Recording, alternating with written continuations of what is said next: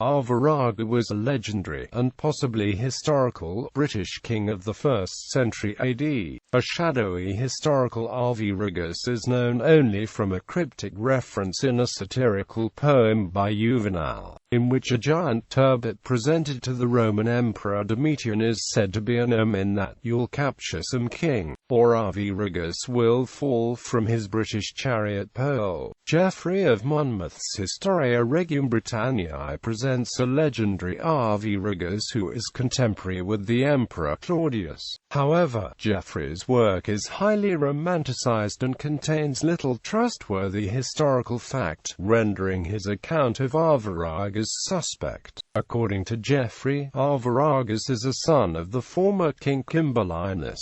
He succeeds to the throne of Britain after his elder brother, Guiderius, dies fighting the invading Romans under Claudius. Arviragus puts on his brother's armor and leads the army of the Britons against the Romans. When he learns that Claudius and his commander, Hamo, have fled into the woods, Arviragus follows him until they reach the coast. The Britons kill Hamo as he tries to flee onto a ship, and the place is named Southampton after him. Claudius is able to reassemble his troops elsewhere, and he besieges Porchester until it falls to his forces. Following Hamo's death, Arviragus seeks refuge at Winchester, but Claudius follows him with his army. The Britons break the siege and attack the Romans, but Claudius halts the attack and offers a treaty. In exchange for peace and tribute with Rome, Claudius offers Arviragus his own daughter in marriage. They accept each other's terms, and Arviragus aids Claudius in subduing Orkney and other northern lands. In the following spring, Arviragus weds Claudius's daughter, Genevieve, and names the city of Gloucester after her father. Following the wedding, Claudius leaves Britain in the control of Arviragus.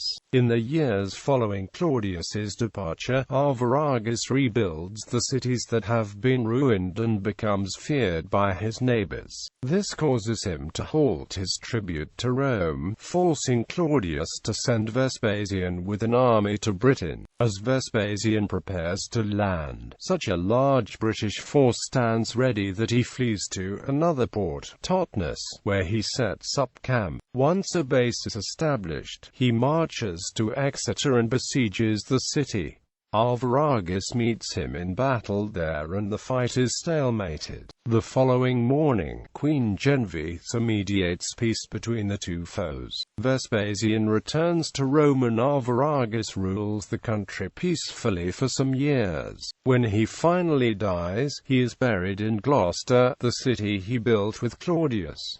He is succeeded by his son, Marius. Geoffrey's legendary Arviragus appears to correspond to some degree to the historical Cariticus, son of Cunobelinus, who, along with his brother Togodumnus, led the initial resistance to the Roman invasion of 43 AD, and went on to be a thorn in Rome's side for nearly a decade after Togodumnus's death. Welsh versions of Geoffrey's Historia call him Gwyrth and his brother Gwydir.